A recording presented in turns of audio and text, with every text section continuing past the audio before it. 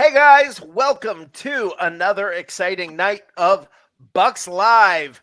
We are ready to have a good time. My name is Rick Hughes. This is dazzling David Whitescarver. How you doing, Dave? Good. Whenever I hear the Chiefs mention, I do this. Nice. Very nice. All right, guys, we're ready for tonight. Thank you for joining us either here on Facebook, on YouTube, on the Twitter machine, whatever you call it these days, on Broad It's Street South X. Radio 102.5 FM. Guys, we are all over the place. Looking forward to another great night of Bucs talk. We've got a lot to talk about. Let's go. Are you ready?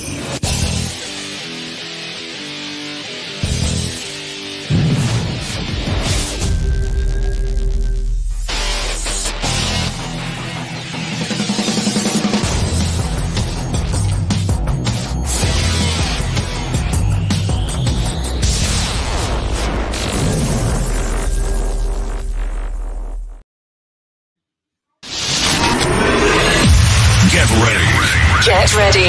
It's time for Bucs Live. Wait a minute. Bucs Live. Bucs Live. Tampa Bay Buccaneers talk with Rick Hughes and David Whitescarver. This is Bucs Live. Let's go.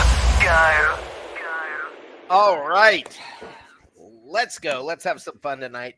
All the usual shenanigans. Well, not all of them. Some of them. We will have stupid stuff fans say. We will have Don't Be a Baby. We will have maybe Meme Grinder, we'll see, and some other stuff. Hopefully, Slick and AJ from the Aftermath will be coming by. Hopefully, we'll have another guest, Jamie Lindsay. Hopefully, he will come by, and that'll be a lot of fun. Here's the deal. Jamie and I had a discussion. Disagreement. No. What? No.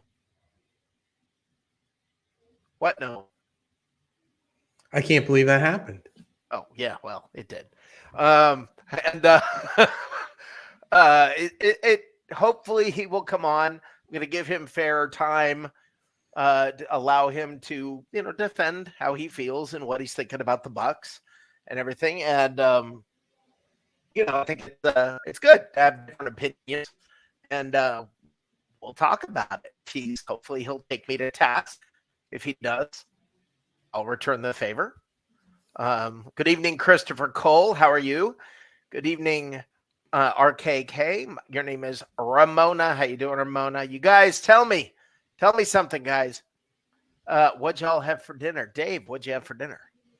To be determined. I'll do it after this. Oh, okay. So you don't even know what you're gonna. You don't even know what you're gonna have yet. No, not yet. Probably something egg-based. I'm feeling like breakfast. Oh, okay. I had goulash. I made goulash. Remember, like what that? Remember what goulash is? We had it for like in school when you're eating at lunch. They made goulash. So, are you able to see me, Dave? What's that? Are you able to see me? Okay. It's kind of fuzzy. It's fuzzy. Okay. Am I freezing? A little bit. Okay. Well, how about this, Dave? How about we'll give you the start off here. Let's talk about this last week's game. Tell me what you thought. What I thought about last week's game this past Sunday? Kind of what I expected. The San Francisco 49ers have given up the fewest points in the entire league, and they showed it. I think I was texting with you when it got to be 20-7. I said this game's getting away from the Bucs, and it went even farther, 27-7. But the Bucs hung in there, to their credit. Maybe it's because all those great practices they have, but it turned out that they hung in there and got back in the game, had their chances, but you're playing arguably the best defense in the National Football League, and it showed. So I thought it kind of went down like I thought it would. The Bucs hung in there, played hard, but the 49ers were just too much, and it was in San Francisco. That I think is a good synopsis. I think look, this is what we expected from this team. They're not a Super Bowl team.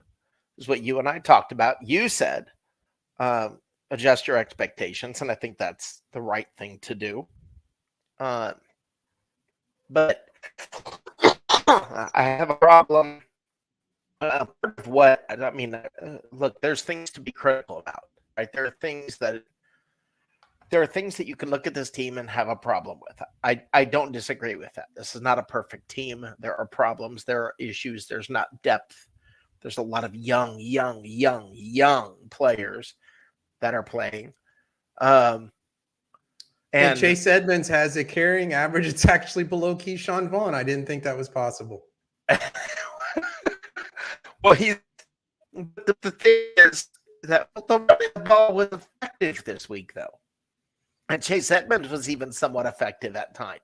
You know, it's not always, and this is something that I don't agree with people, is if people look at a rushing average and they get hung up on that. And sometimes it's battering the other team when you're constantly hitting the other team, and then it pays off later in the game, even if you're not getting the yards.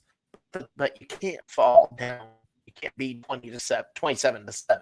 You can't put yourself in that position or whatever it got to. You just can't put yourself in that spot. And listen, I don't really have a problem with how this game went down. It's I think, what was the final score? 27-14. 14. Okay. And I said I thought it was going to be 28-17. So I mean, I was in the ballpark. It was pretty much, I think, what was to be expected. Christopher Cole is correct. The Bucs left points out there with drops. Christopher, you didn't tell me what you had for dinner. Yeah, the Bucs left points out there. People, you know, I mean, if they didn't drop those passes, the score would have been different. And you know, you want to fire Todd Bowles and Jason Light, and you know, it's amazing the extreme reaction that I think people have, not realizing the impact of the $75 million in cap space. You know, it's something they just brush off, and it's not fun to deal with. It's not something you want to deal with. It's not something you want to accept. You just want to look and say, I want this team to win. And I get that. And there's the reality of it, though. There are facts involved. This team, Todd Bowles is coaching a team with his hands tied behind his back. It's the same run that they had last year with Tom freaking Brady and company. They're basically in the same position they were last year. All they have to do, guys, from this point forward, this is what people don't realize. You think, oh God, we're behind. Believe it or not, the Bucs' destiny is in their hands. If they win out, and New Orleans wins out, and Atlanta wins out, well, they can't because they're playing each other. But if the Bucs beat those teams when they play them, the Bucs are going to the playoffs. Sorry, simmer down, folks. Simmer down. Now, if the Bucs continue to, all they have to do is match the record from this point forward, match what the Saints do, and then beat them in the game they play each other. 12/31, last day of the year. Yeah, year, not the season. Right. The calendar year. Yes. And if the Bucs win that game, all they have to do is match the record of the Saints. And you guys, if you've looked at the schedule coming up, that's doable. That's very, very doable. Which makes this game interesting against the Colts, because the Saints went up to Indianapolis earlier this season and defeated the Colts. So it would be also an interesting litmus test. Can the Bucs go up and do the same thing? Correct. And okay, playing the 49ers is not a good measure. All right. It's not a measuring stick for where the Buccaneers are. Look, there's only maybe 3 teams that are Super Bowl caliber in the NFC. The Bucs are not one of them. Nobody's saying they are. anybody who's complaining that they're not, something's wrong. So the Bucs are not that caliber. The Bucs are the caliber, or allegedly, hopefully, on par with the Colts, who are 5-5, with that mid tier of teams. Now, you're like, oh my God, I can't believe you're saying that. Well, listen, this is reality. It's a down year. This is a down year. And the thing that drives me nuts is when fans are ripping on the Buccaneers, saying fire Todd Bowles because things aren't going well. You understand when you get a new coach and you're going to bring in a new quarterback, things are not going to go well. You realize that, right? That's a problem. So, you've got to understand that while I know you maybe like to go online and sound smart by being critical of the Buccaneers and you're afraid to be happy. It's that whole thing. It's like a teenager who's afraid to be happy. You're afraid to, yeah, hey, how you doing? You're embarrassed to your mom, you're whatever. This is the way Bucs fans are acting. Listen, man, it's a down year. We just won a Super Bowl. Now we're having to plug some holes. The salary cap thing is coming back at us. That's what happens. And people are like, well, it didn't happen to the Patriots. No, the Patriots had Brady. And they won Super Bowl. They won Super Bowls with him. So did we. Do you want to be the Rams? I want to ask y'all something. How many years? Dave looked this up, so I'm exactly correct. How many years was Tom Brady with the New England Patriots? Okay. From his first game until his last. How many years did he play with them? Because there's a point I'm going somewhere with this. He started in 2000 and ended in 2019. So that should have been an even 20 years. Okay, 20 years, he won 6 Super Bowls. That's less than one in every 3 years. He won 1 in 3 years with the Bucs. All right, so stop. If you want to make that comparison, make it an even comparison, guys. He won 6 in 20 years. All right, so I think it's only fair if you're going to compare apples, compare them with other apples. The Bucs did just fine with Brady, and when Brady left, how good is Belichick? And anybody who's dumb enough to say we need Belichick,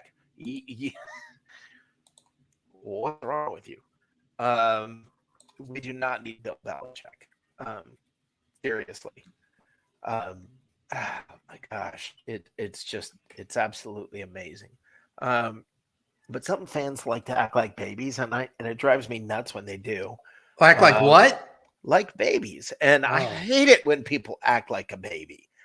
And I know I'm not the only one who hates it when people act like a baby. What do you think about that, Dave?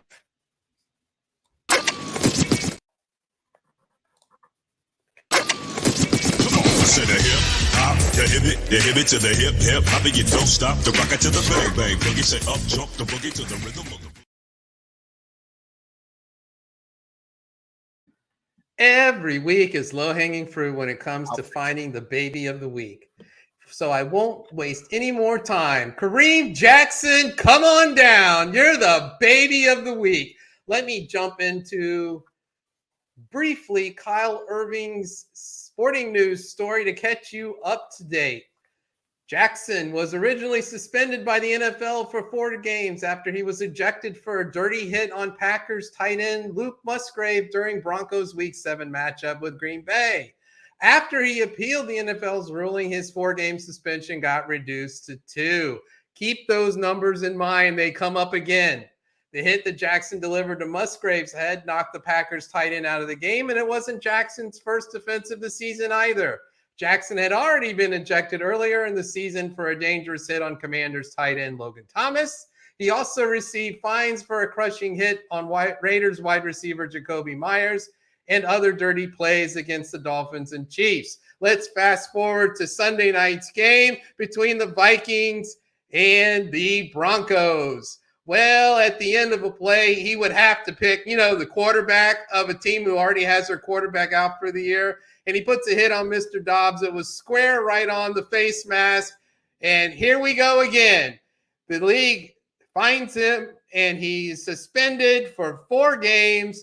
And this time, he's still going to appeal. He's taking being a baby to a new level. You're already considered a headhunter, and now you're getting your second 4-game suspension, and now you have the gall to go and appeal it again.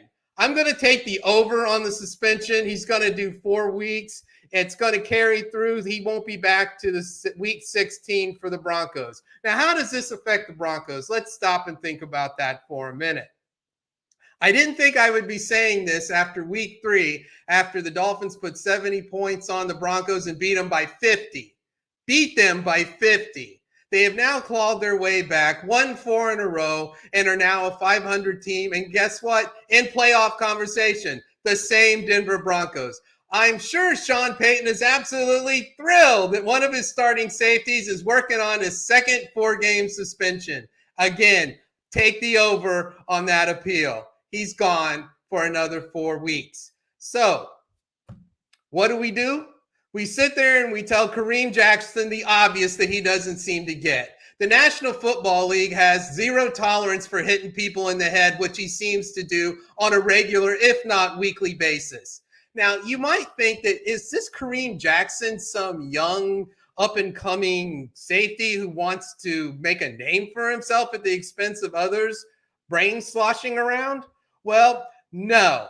He's 35 years old, was the number 20 pick in the 2010 draft by the Houston Texans. He should be a leader. He should be a glue guy in the clubhouse, and he's anything but that, and he's putting the Broncos defense in harm's way.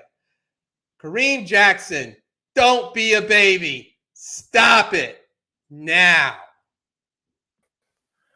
Nice. Absolutely.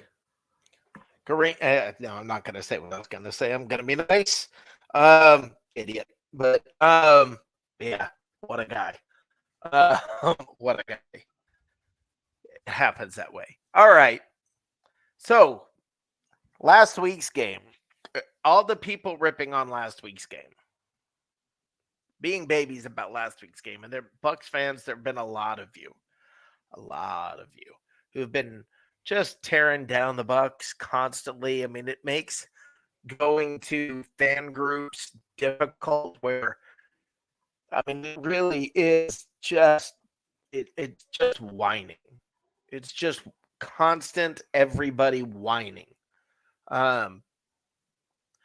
The people who are fans, listen, this, and I'll get into this a little bit later, but I got into a discussion with a guy named Jamie Lindsay, and let's just straight up, Jamie's been a fan of the Bucs for years. I wanted to just tell that he's been a fan for years. But everything the guy kept saying was negative, and I took exception to it and brought it up, and he took me to task. I have no problem with that. But one of the things that he said, "But basically you got to get out of Todd Bowles' chalk and stop. You got to just be, you have to be willing to be critical." Anybody who knows me around here knows I'm more than willing to be critical when the Bucs deserve you to be critical. I'm more than willing to say this guy screwed up. Devin White, dear God, please don't give him a contract next year. He doesn't deserve one. Okay, let him go. We don't need him. Go. I'm more than willing to call out players that deserve that. Keyshawn Vaughn. Keyshawn Vaughn we've called them out. And for people to say that if you are not constantly negative, that you're just rose-colored glasses, not admitting anything's wrong, whatever. No, listen, I'm a fan of the Buccaneers. I turn on football to enjoy it, to have a little bit of fun. I work during the week. I got a life. I'm an adult. I got adult things to do. I want to enjoy the game. I don't need you to just, okay, let's just badger and constantly just say everything negative. And fans do this all the time. And I want to set Jamie Lindsay aside for a moment and let's talk about maybe some of the other fans, because I think some of the other fans and some things that they said deserve attention. And I don't recall if Jamie's mentioned in these, but let's just talk about some of the stuff from this week that's just some really stupid stuff.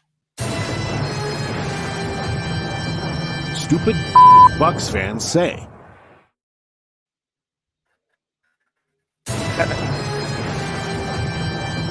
Stupid Bucs fans say. All right, so let's talk about some of this. How many hours did it take for you to whittle it down this week? Todd Bowles couldn't coach his way out of a wet paper bag. That's my favorite thing, Dave. My favorite thing is when they can't spell his last name. I love that. You can't spell his name. Anyway. All right, next. Todd Bowles is a good guy, but not a good head coach. I'm thinking that the Bucs might want to try to hire Mike Timlin after this season in case the Steelers decide to let him go. He would be really good for us. The Steelers let him go. If the Steelers let Timlin, okay, let's go with the whatever finger, like Tomlin, okay? If the Steelers let him go, yes, and in the meantime, if the Chiefs let Andy Reid go, maybe we should try and get him. Be all over that one. I mean, this is the stupid stuff that I have to deal with as I'm looking at my news feed. I'm done with the Bucs. In a Buccaneers fan group. Felicia, just go. Don't announce your departure. And this would be the meme grinder, but I just thought it was funny and it needed to be shared. Chili bread bowel, just because it fits. If Josh Allen was on the Bucs, we'd be a top team in the NFC every year. Especially, he's a turnover machine. He's not. He's not even the top team on the top team in his division now. They've won one more game than us. Yes, one. He's not a top. It's hard to hear what a great leader Baker is, as he can't decide what to do and fumbles the bulk anyway, or fumbles the bulk away. A Wame. Get it right. You don't want to. Okay. You want to make sure. I don't want to misquote. Right. Come on, man. It's hard to stomach the stupidity. Bring back Bruce and sign a good running back in secondary so we can make the playoffs. Well, do it by tomorrow. Just bring back Bruce, who retired, who walked away. Bring him back as if that's our option. Get in a whole new secondary and just go get a great running back, and that'll solve it. Let's just go on eBay and take care of all our problems. Nobody mentions who. Right. Nobody mentions who. All right. Dale Wolf predicting. Now, this just blows my mind. I want you to look at the top. This is a group on Facebook called Tampa Bay Bucs Fans. Look at the picture. That's offensive. Okay. Predicting a multi-touchdown win for San Fran today. Hate to say it, but the offense is ass, and the defense can't stop McCaffrey in the pass game. He posted this before the game. I would expect like a Saints fan or a Falcons fan to put something like that up. Right. But why would you identify yourself as a Buccaneers fan and put up a post like that? I don't get it. I hate this team, I swear. Year in and year out. That means you're not a fan. I hate the Saints year in and year out. If you hate this team year in and year out, and they just came off a Super Bowl run, you're the problem. You're just confused. You're not a Bucs fan.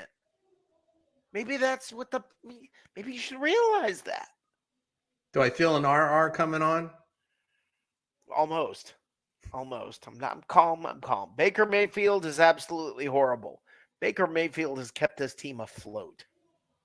And last but not least, time to fire the entire coaching staff and start Trask to see if he's worth keeping.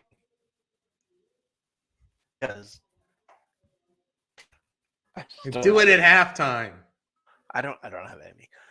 I'm just so staggeringly disappointed in the crap that comes out of your guys' mouths all the time. Not once, not twice, not on occasion, not. I mean, it's all the time, you guys.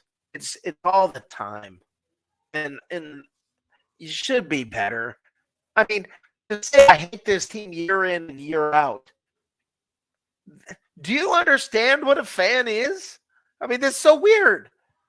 I hate this team year in and year out. That just means you're not a fan. I hate the Falcons year in and year out. I hate the Saints year in and year out. Without That's let how up. that works. What did you say? I said without let up. Right. You're consistent. That's how it works. That's They're how your being a rivals. You fan hate works. them. It's your Right. team. You're not supposed to do that. That means they're not your team. I mean, is this confusing? I mean, am I saying something that's confusing? I don't know. I mean, then you have fan Christopher Cole, who's always here, always a good fan, who had 2 egg salad sandwiches for lunch today. Very nice. That sounds good. And Bowles had to free agent shop at the dollar store the last 2 seasons. Exactly. Oh, exactly. I mean, it's mind-numbing to me that fans don't understand that, and I've put it out there. I've literally put it out there. When you hear something like, yeah, the Bucs have $75 million in dead cap money. Well, the Glazers shouldn't be cheap. Pay more people. You can't. You're not allowed to. You've got a salary cap that's as high as you can go. So they literally, out of the 2, I forgot what the salary cap is now. I forgot it now. But the salary cap minus $75 million. It's the Bucs 33% smaller roster ability to pay, whatever you call it, total money they have to pay players. They're doing it with 2/3. Imagine. Excuse me, Rick. The 2023 salary cap in the National Football League is $224.8 million. 224.8. Yes. 1/3 of that, $75 million, Bucs can't even use. It's just dead money. Just dead money. $75 million. And if you say that Jason Light sucks because of that, were you saying that when they won the Super Bowl? And if you were, you're an idiot. I mean, Dave and I sat here during all those Brady years and just sat there going, what's wrong with you people? It's the golden years. It doesn't get much better, if any, than this. It'll never get better than the first couple of years Brady was here. I'm old. I'm old. I can tell you. If you're young, I can tell you it's not going to get better than what that was. So if you're complaining, you don't get it. You don't understand how this works. You Virginia money. You don't understand how this works. Um, sad. It's actually really sad. Dave, what do you see about what's ahead? What do you see about the Colts game? Any thoughts? Any got any feelings? Well, the Colts have been playing over their head, especially with their quarterback Anthony Richardson out. And again, this is going to be interesting to me because the Saints went up and beat the Colts in Indianapolis a few weeks ago. So what can the Bucs do? It's kind of a good litmus test, as I indicated earlier. I think the Bucs have a good shot. I thought they played well in San Francisco. San Francisco is just a better team with a better defense, and I think that they got a shot at Indianapolis, and that wouldn't be surprised at all if they come back with the win. Yeah, I agree with you. Oh, sorry. I think they probably will come back with a win. I've seen promise. I've seen the running game getting better. There are reasons to believe that this team is going to get better. There are reasons for hope. Not everything's perfect, but this team is coming around. They are getting better. The rookies are getting more playing time. There's more reason to, have a sense of we got a shot at this. The Colts have a 2-game winning streak, but it was against the Panthers and the Patriots, which really isn't saying much. They're 5-5, but I don't think they're as good as their record. Right. Well, no, I agree with you. And I mean, look at the rest of the schedule that we have coming up. It's the schedule is favorable. I don't know. I feel like there we go. Sorry. Just as I speak, I'm trying to get Jamie Lindsay. I'm trying to get him to come on. I really hope he will. Because I really want him to take the time to put me in my place, to tell me why I'm wrong. Tell me why the stuff I'm saying is wrong. Tell me why, if he doesn't come on, I'm just going to tell what I think about it. I'm going to tell my side of the story. I've given him the opportunity, every opportunity to come on. But we're going to talk about it. And I hope he'll come on, but he's been sent a link. The Bucs' toughest road game for the rest of the year is at the Packers. They got the Colts this week, and then you got at the Packers, and the rest is mostly divisional games. Well, you have the Jaguars. Correct, but it's in Tampa on Christmas Eve. Right. Correct. The schedule is favorable for a run, and now they just have to actually put together a run. That's all that's left at this point. Let's do this. Let's talk real quick about the NFC South. The other teams. There's not a lot to say this week, so we're not doing a what's cooking in the South. There's not a lot to say because the Saints didn't play, the Falcons didn't play, the Panthers never play. So there's just there really wasn't much to talk about when it comes to the NFC South. When it comes to the rundown, let's talk about the rundown real quick around the NFL.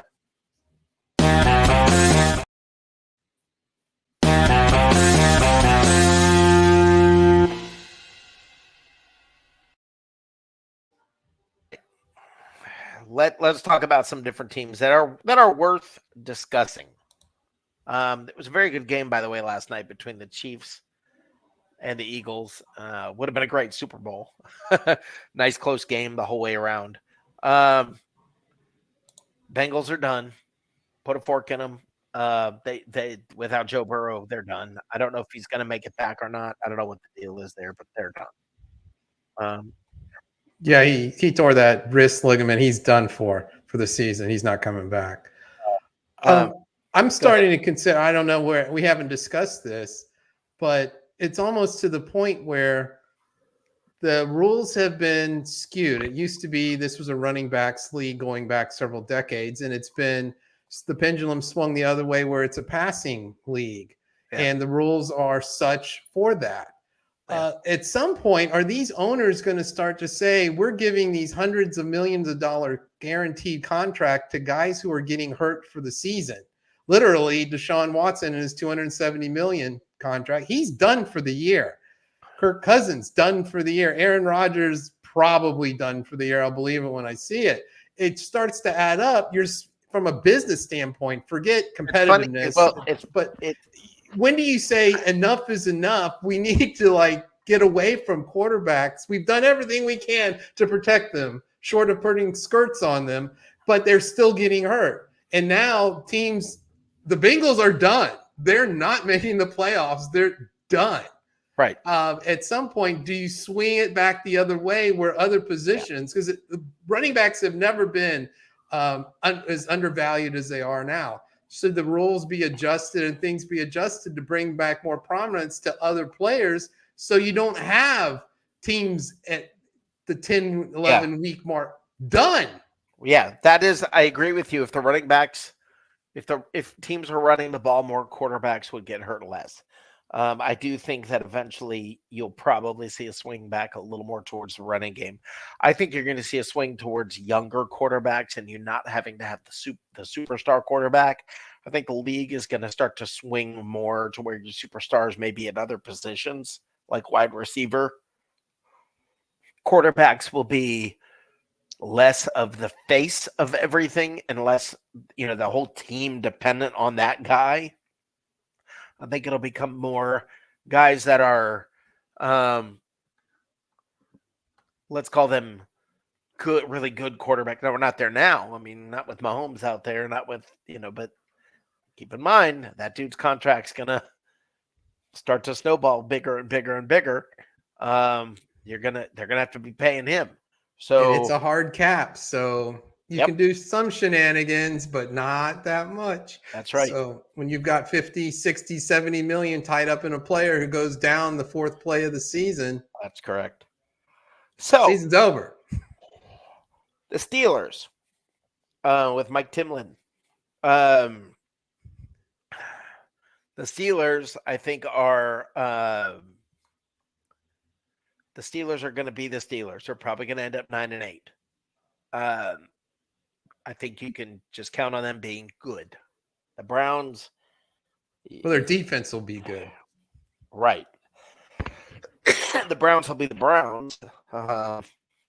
So, I don't know. I mean, who do you think is going to take that division, Dave? Well, when I look at the AFC, here's one thing that jumps out at me. Over in the NFC, you've got the Lions I'm looking at losses because of the bye week at this point.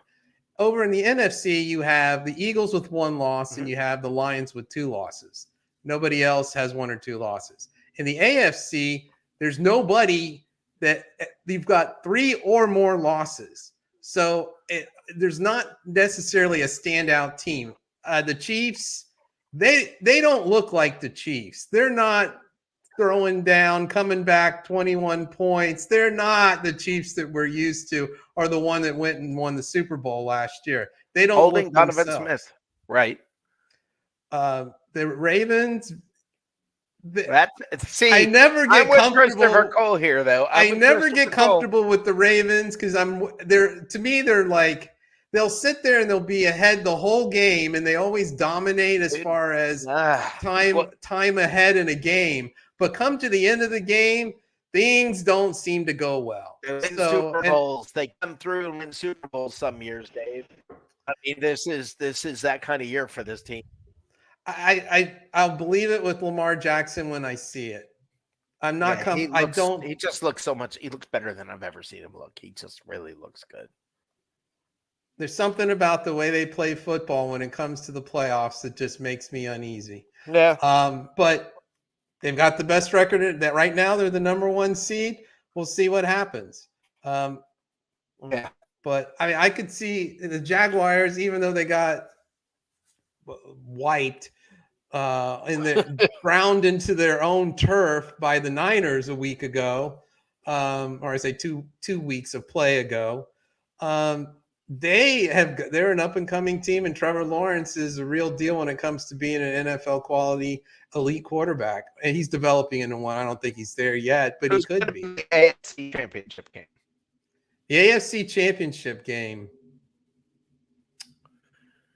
Kansas City always has a way of being there. They've done it for 7 years in a row, something like that. Yeah. It's hard to bet against the Chiefs, but I'm not betting on them going to the Super Bowl. I'm thinking somebody, Baltimore, Kansas City, in the AFC Championship game. But I would not be at all surprised to see Jacksonville move up, and Miami move up. Yeah.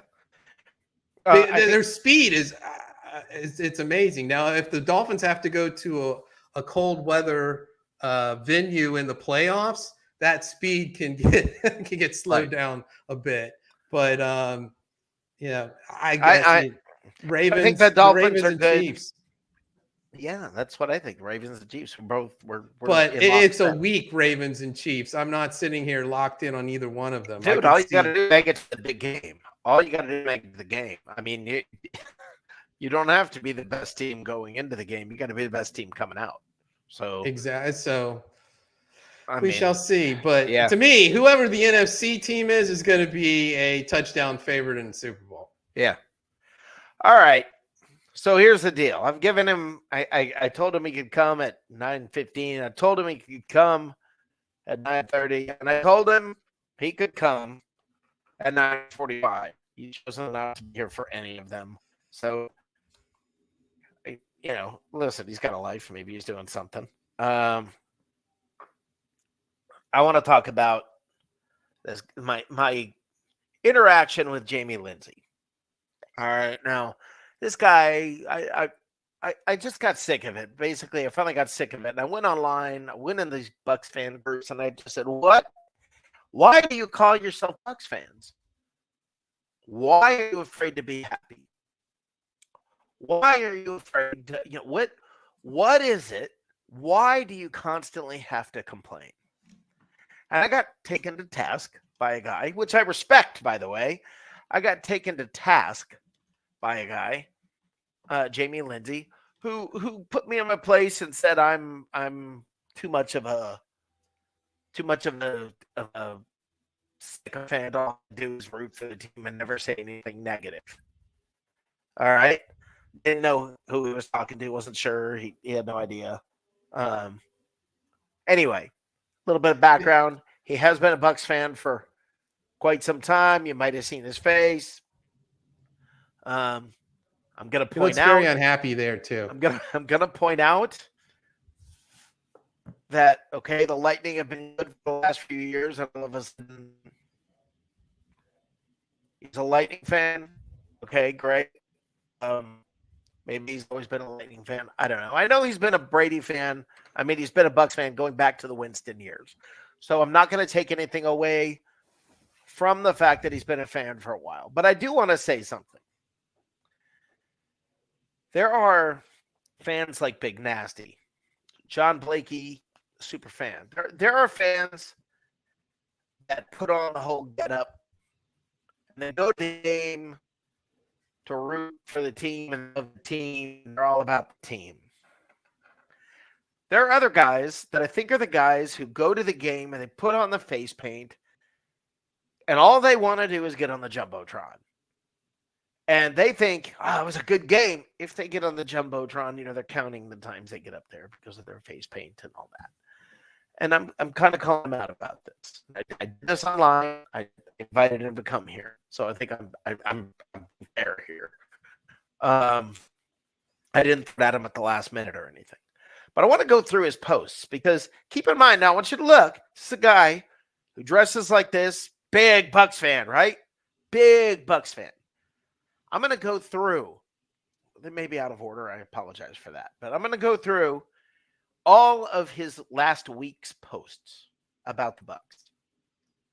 Okay? I want to be fair.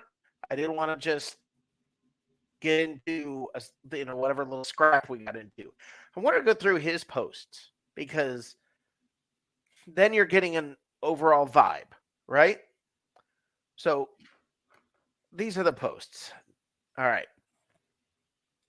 He's talking about people get mad when we post about this trash we watch on the field, like Scott Kaminsky and whoever Bucs Live is. Gary, Noel Buck, Roman, Eric, Shane. Okay. First, Gary, Noel Buck, and Jamie Lindsay, your season ticket holders who sold all your season tickets because the team is struggling. What that means is that you're only going to buy tickets when the team is winning. That's, first of all, not a super fan. Okay? Second of all, it's kind of not really even a fan. Okay? It's not a fan. All right? You're playing dress up. That's kind of what you're doing. It's like you're going to a costume party. It's like you don't understand the definition of what being a fan is. When There's you're actually a phobia that is tied to having a fear of happiness. And that's kind of what we're looking at. The guys who just have to constantly complain. So, Jamie Lindsay and Gary Noel Buck sold their season tickets this year. Made it partway through the year when the team started struggling. They sold their tickets. That says that covers it. Okay. And I'll be critical of the team. I'll tell you about Devin White. I'll tell you about guys, when I'll talk about Baker being short and, defensive line being able to block passes. I'm more than willing to be fair. And the offensive coordinator to be your 13th choice who's never called a play before. Right. Where did this Josh Dobbs come from?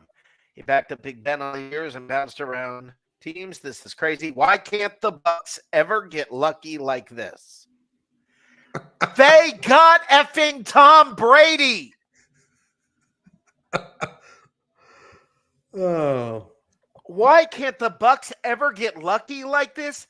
They got the ultimate in lucky.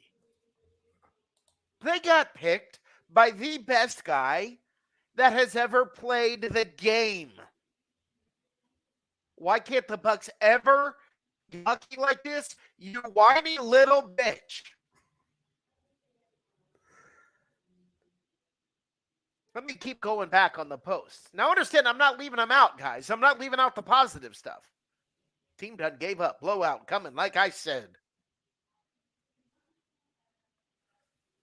Okay? I'm not leaving stuff out. This sums up the season in one photo for the Tampa Bay Buccaneers.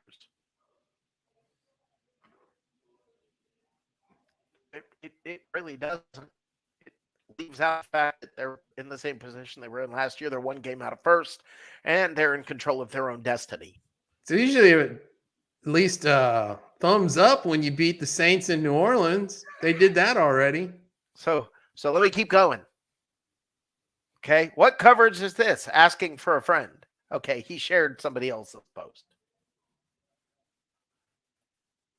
All right, Jamie Lindsay. 4 million, Dean and Davis, and they're TATRE, the worst corners in the league. They're really not. They're really not.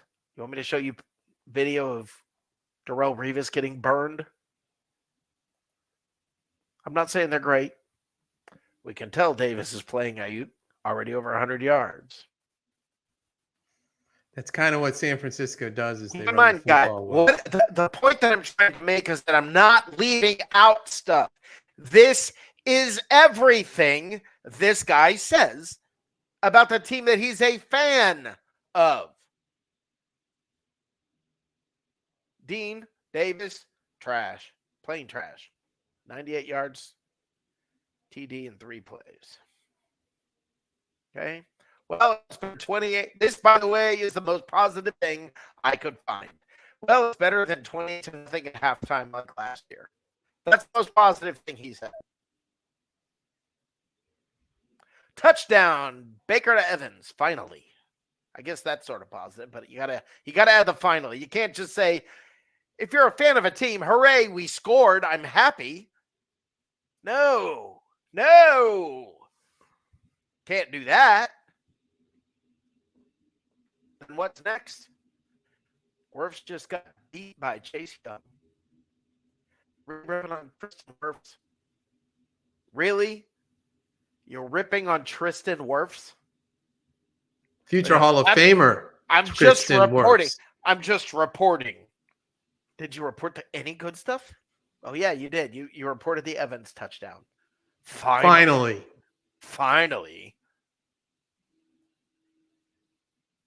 Second quarter, and Evans and Godwin or Otten, 0 catches. Here comes the blowout. This is a fan who dresses up and puts on face paint and goes to some games, but now sold all his tickets. More negative.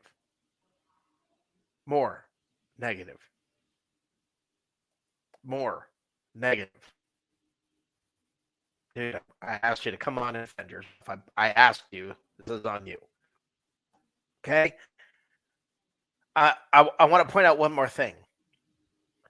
I went back because I wanted to be fair. By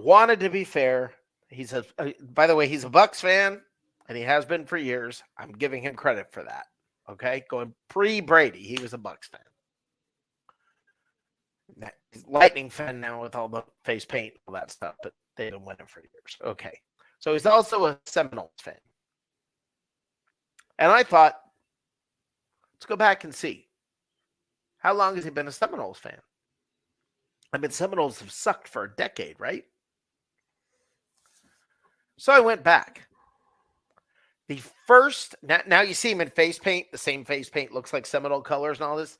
The first mention of the Seminoles that I could find was this post, September 2nd. He posted this. Prior to September 2nd of this year, not a freaking thing. They're winning. All of a sudden, he's selling his Bucs tickets to get Seminoles tickets. You're not really a fan. You don't understand what being a fan is. The word die hard means nothing to you. You guys, you, Jamie, you, Gary, Noel, Buck, all you guys, you go online and just rip them to shreds. Where's the fan part? Where is the fan part of this? Where is the I'm rooting for my team? All of you freaking guys out there ripping on the like this constantly. It's not just Jamie Lindsay. It's not just Gary Noel Buck. This actually has a name, Rick. I'll be happy to share it with you. What is the name? It is cherophobia. It's a phobia where a person has an irrational aversion to being happy. The term comes from the Greek word chero, which means to rejoice. Probably. So they're afraid of being happy, rejoicing. I mean, you're not getting that on any other show tonight. I'm going to go out on a limb and tell you that. Yeah, I think you're right. You're not getting that anywhere else. That's some good content. Listen, it's not just Jamie. I'm calling Jamie out because Jamie had the guts. Props to him for at least standing up and doing this. He had the guts to call me out. Where does this Josh Dobbs come from? Oh, no, wrong one. Sorry. Where is it? I gotta find the one where he. I don't even know. There's too many negative things. It's hard to find the one where he. Evans finally scored a touchdown. Finally. God. Finally. I don't know. I mean, it's just the whole thing is. Oh, here it is. I think this is it. Yeah. People get mad when we post about this trash we watch on field, like Scott Kaminsky and whoever Bucks Live is. Gary, I know who that is. Brumman. Yeah, and Eric Shane. Listen, man, it's fine to be critical, But where's the fan part? Jamie, where's the fan part? Where's the part where you're rooting for your team? I just don't see it anywhere. All I see is you sitting in your boxer shorts on your couch eating Cheetos with your hand down your shorts, complaining. The other hand on your phone. Click, click, click, click, click. You're not at the game anymore because you sold your ticket, so I can say that. So, I mean, it come on, man. This game was in San Francisco. They're playing a Super Bowl caliber team. And there was something to root for at the end of the game. You were hoping. What were you expecting?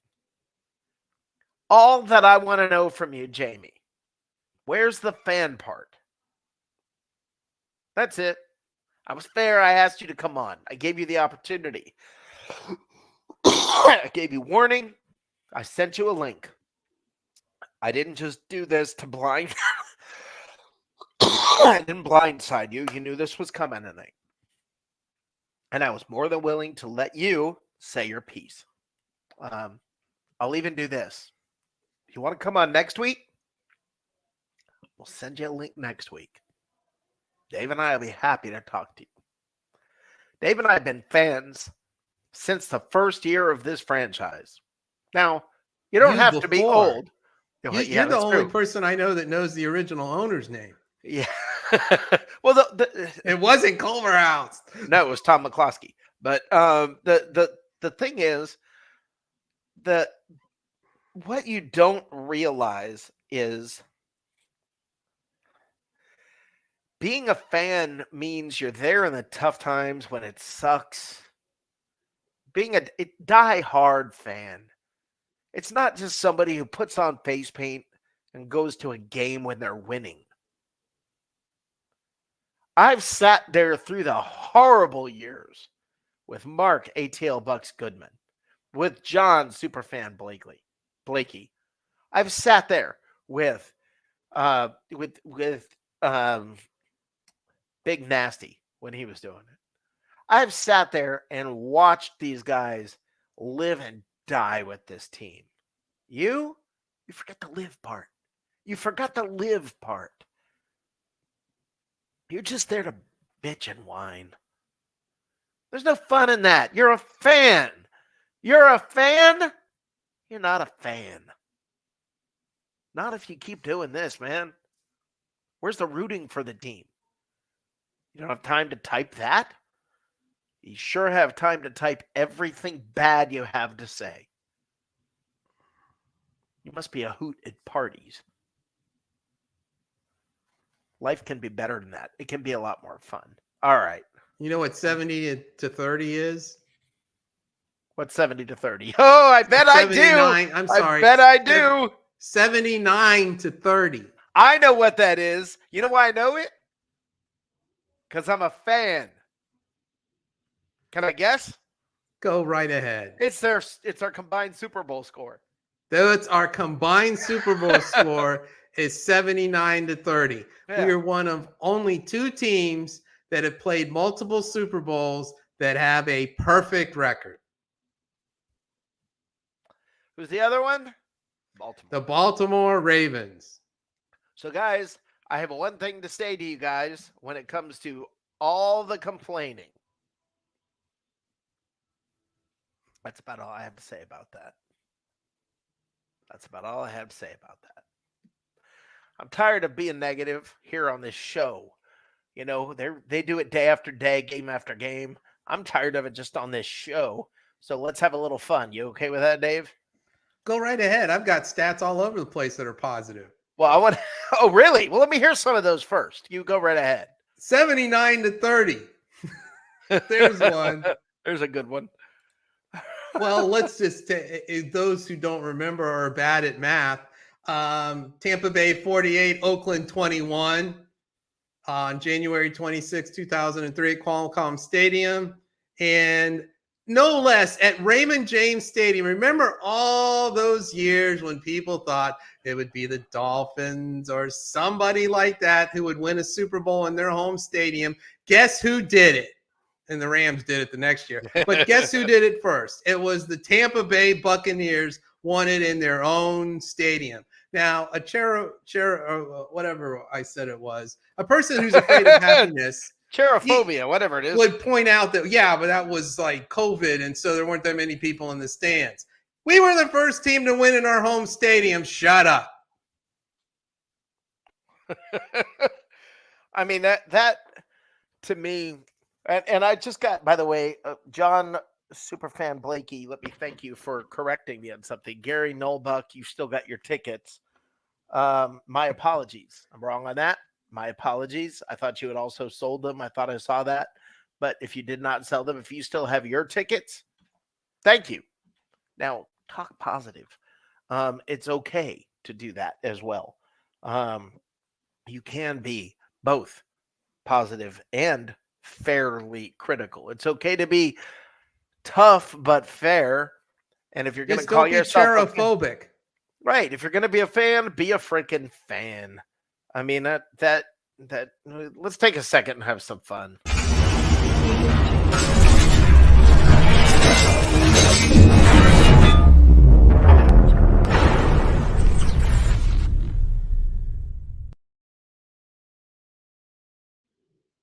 It's the meme grinder. Meme grinder is absolute silliness, but I think we could use a little bit. These are memes that I saw this week, or that I've got, that I just think are hilarious for whatever reason. Maybe they're poignant, maybe they're not. Usually not. Usually they're just garbage, crap, whatever silly, funny memes I like. We're gonna go through them real quick tonight. Never fart in a wetsuit. A man walks up to a librarian and says, "Do you have any books on Pavlov's dogs and Schrodinger's cat?" The librarian responds with, "It rings a bell, but I'm not sure if it's here or not."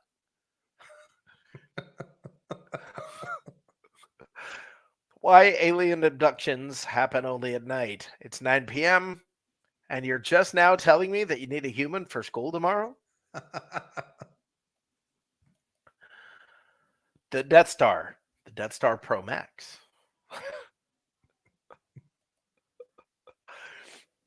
Reading the Gwyneth Paltrow's clean beauty regime,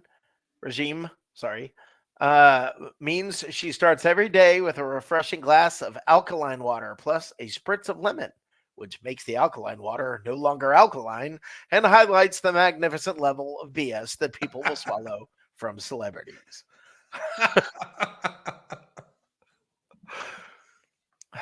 What's the difference between Marty McFly and Bears fans? Eventually, Marty stopped going back to 1985.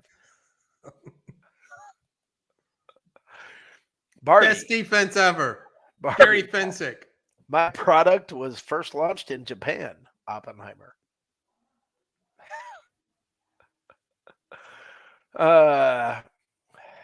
If I drunk text you, do not continue the conversation the next day. The sun is out. The birds are chirping. I walk with the Lord now. There you go.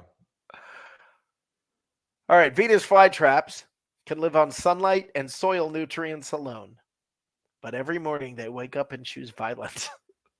Listen, if plants don't even think being a vegan is the right idea. Gonorrhea alert. Free STD check. This is a real billboard. And I don't understand. What I really don't understand is the picture. Yeah, the boat's sinking. Yeah, the Titanic hit the iceberg there. I'm not sure. Yeah. Well, yeah. Okay. Your resume says that you're quick in mathematics. What's 17 times 19? 35. That's not even close. Yeah, but it was quick. Take the good with the bad. He's quick in mathematics. All right. I love this one. Brother O'Leary discovers a loophole in his vow of silence. Steve Jobs was 21 when he made Apple. Bill Gates was 20 when he made Microsoft. It's too late. Give up. That's inspirational. Thank you. Yes. Please fill your dog's holes. Okay. Never forget that Charlie Brown had Franklin sitting alone on his own side of the table for Thanksgiving. This is true, guys. I'm not making this up. You know, my dear, karma's only a bitch if you are. That's a good point. Yep, that's a great point. More than half of our neighbors believe that the entire cosmos was created 6,000 years ago. This is, incidentally, about 1,000 years after the Sumerians invented glue. Lightsaber night has been canceled. Thanks a lot, Todd. What did Todd do? I don't even think I want to know. No more lightsaber. Lightsaber's gone. Thanks, Todd. Way to go, Todd. Yeah, thanks, Todd. He's charophobic too. That's right. All right. So on to the Colts game. Guys, I think we have things to look forward to. I think there's positive. I think there are good things that lie ahead for this team. I think we've made it through the doldrums and the hard part of the schedule where things look really bad. I do think that things are looking better. I know I'm thinking too positive. I know I'm supposed to just sit here and go, oh, it all sucks. I'm sorry. We suck. Everything sucks. Fire Light, fire Bowles, fire everybody. Baker sucks. Well, the Colts fired their star linebacker. Go get him. Wouldn't that be a hoot? I'm actually surprised they didn't bring him in this week. It's just what a fit. Now, I do want to say this. I do want to say about the team, the problems that exist. Devin White is a problem. He's playing really bad football. Okay, he's playing very bad football. Joe Tryon Soroyinka.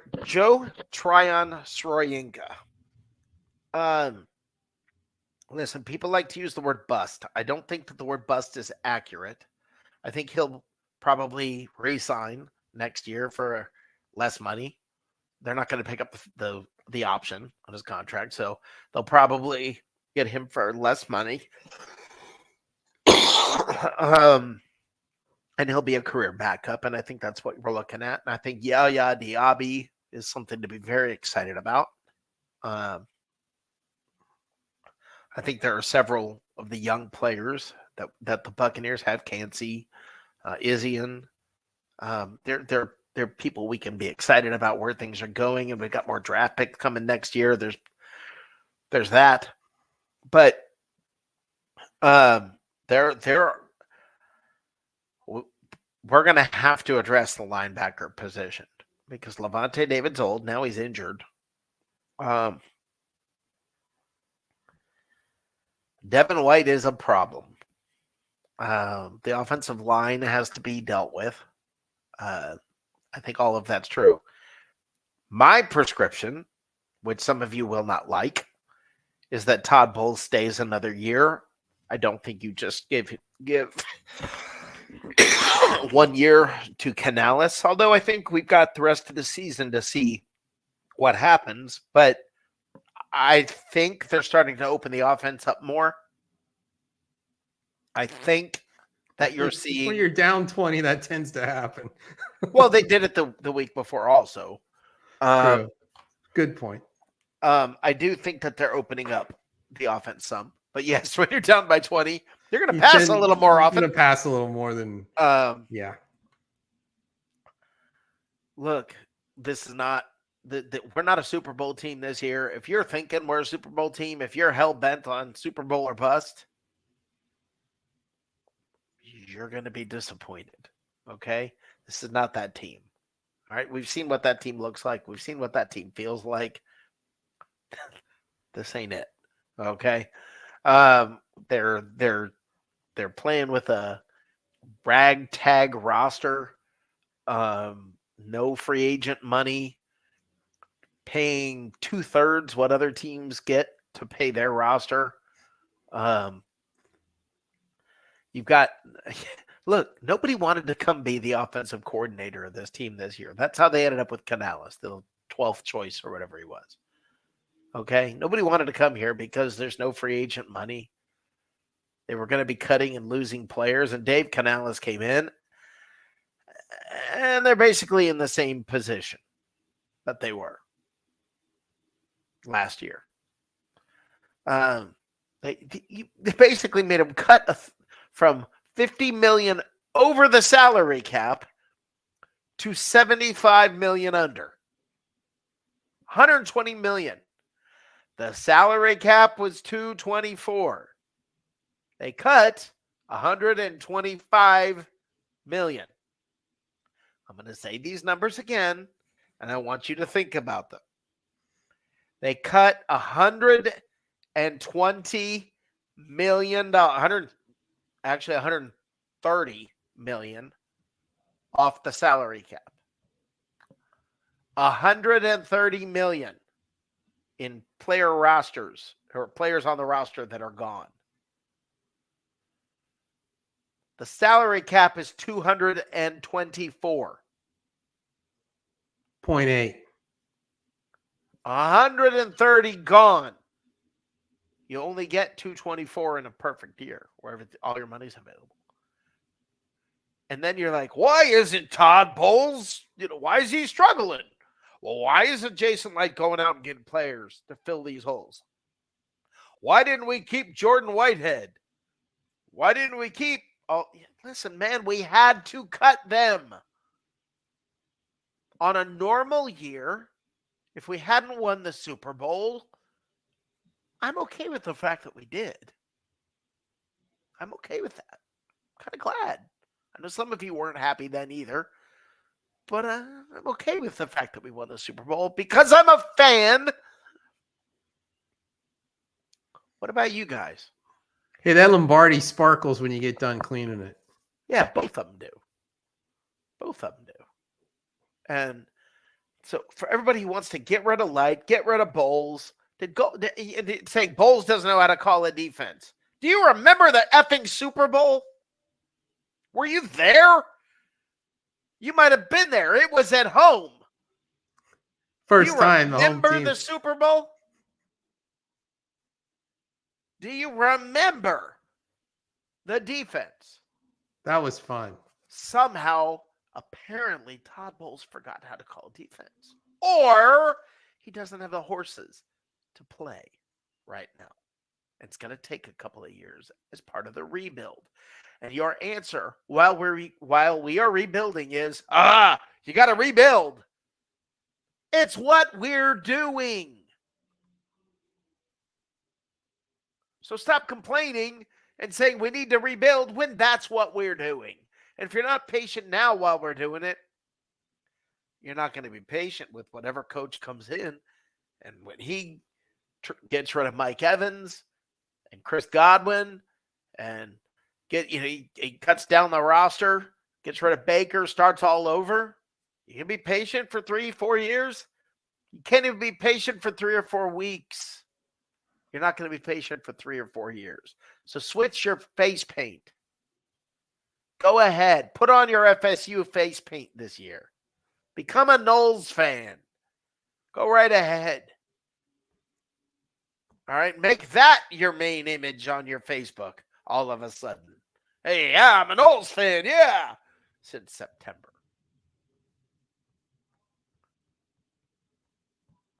All right. If you're the Bucs, who's your untouchables?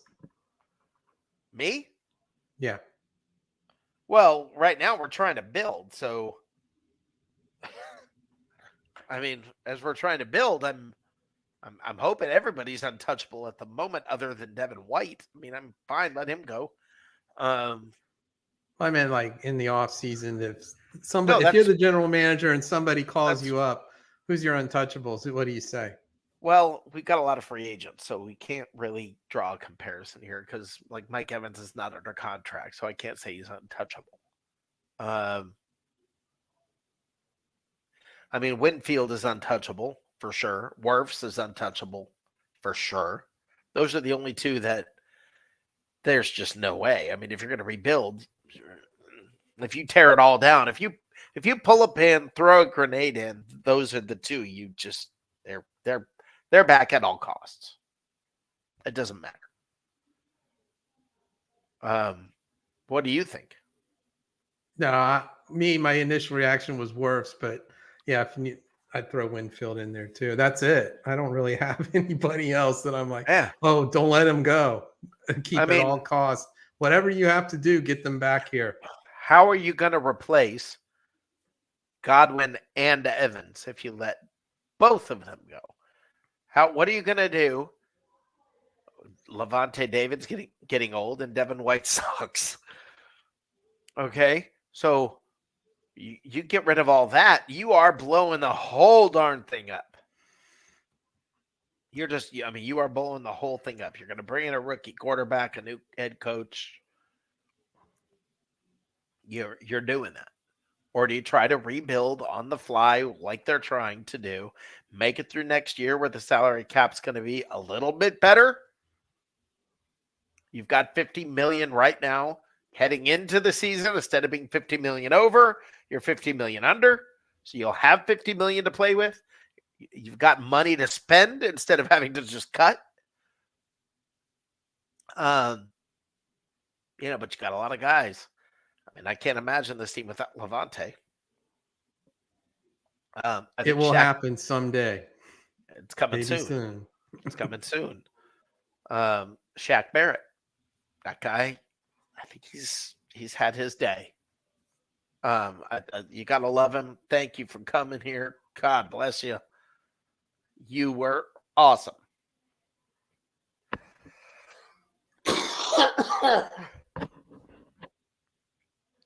Hope to see you around at the games, bud. I mean, that's about all I got for that. I want Baker back. Some people are saying draft a quarterback and keep Baker. Well, it depends on what quarterbacks are available in the draft. Yeah, and it's not in. Well, there's going to be quarterbacks available. You'll be able to get Jordan Davis later, especially now with the injury. You can get that guy later, second, third round. That might be something to consider. We've had such great luck with FSU quarterbacks. Well, we've done pretty well with free agent quarterbacks. Though. We've done okay with one FSU quarterback. He won us our first Super Bowl. So, yeah. So, I can't rip that too much. Christopher Cole bringing up that the Colts released their star linebacker. Yes, they did. Well, at least he was the star back in 2018.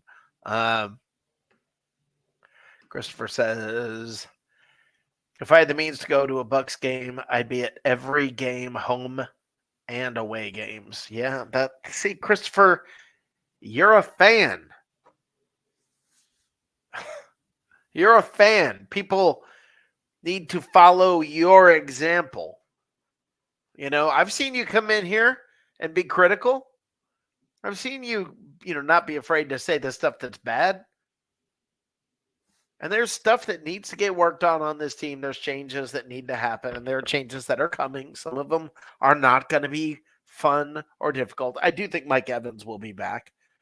I do think Wirfs will be back. I do think Winfield will be. They'll take care of those guys. I think that's going to happen. Levante, I hope. Depends on how the rest of this year goes. We'll see what Servassier Dennis does.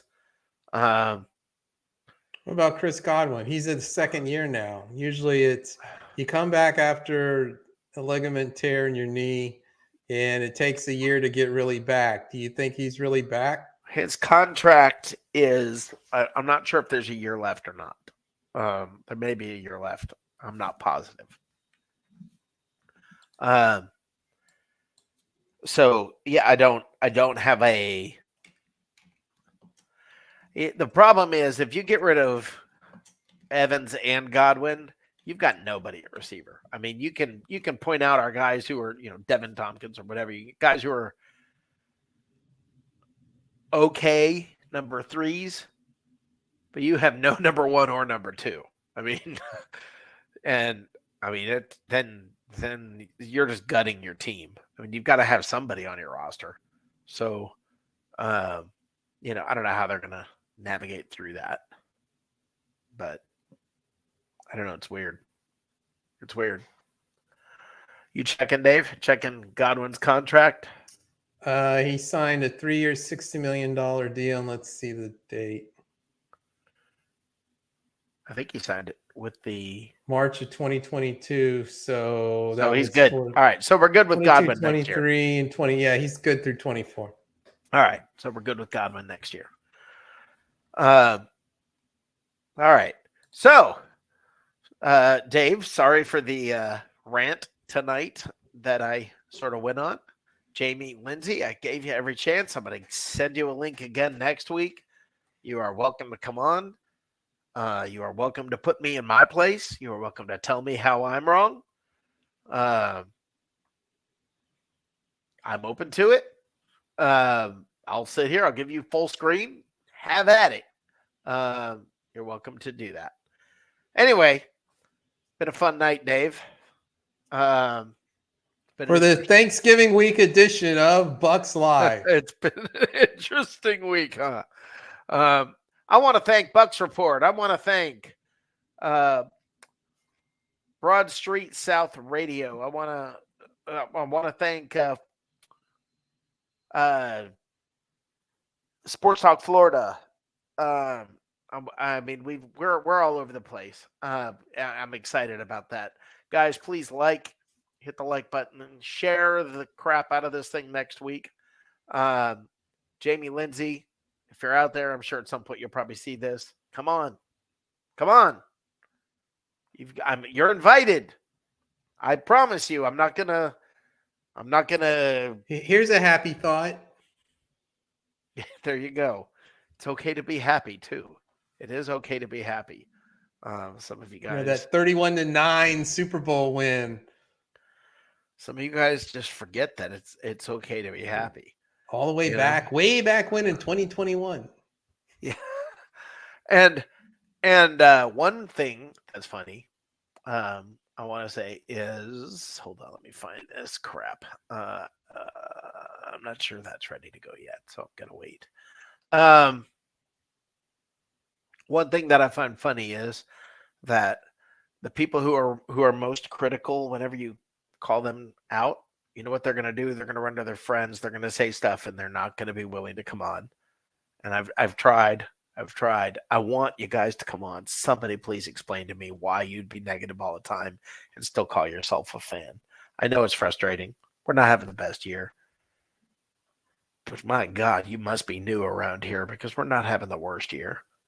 And, I mean, 12 straight years of 10 and more losses. Yeah, you just don't understand what being a fan is. This is the time when you fan. It's easy to fan when you're winning. Okay? It's easy. I could go out and buy my FSU gear too. Don't do that. Don't worry, I won't. Okay? But that's the easy part. Stick around during the hard times. Don't sell your freaking tickets. Now's when they need you. Now's when you're supposed to fan. Now's when you're supposed to tell the players you support them. Don't be a whiny little bitch. I'm sick of that. All right, guys. Thanks for coming around. Dave, any last words? Go Bucs. Let's go get a win in Indy. Absolutely. Love you guys. We will be back next week at 9 o'clock on Tuesday. Right here, as always, on Bucs Live. Go Bucs. Go Bucs. Go Bucs. Are you ready?